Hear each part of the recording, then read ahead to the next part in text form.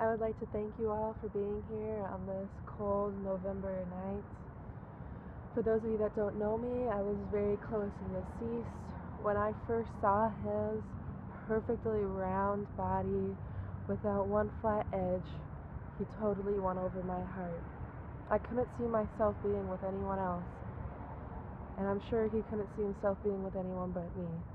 For there was another little girl that day I met him, eyeballing him just as I was, only he was too large for her to hold on to. And so I picked him up and took him home, just where he belonged.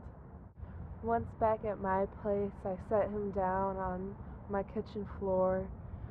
Surrounded by newspapers, I took the knife and made that first incision straight into his head.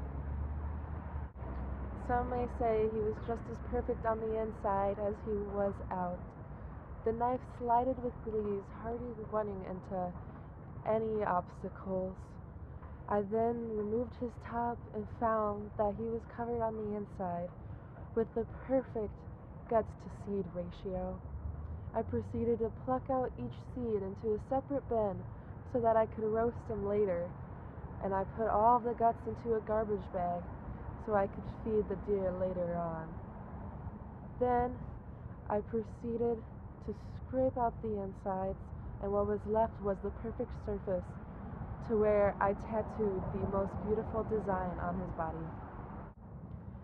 He was absolutely great, and now look at him. There's nothing left.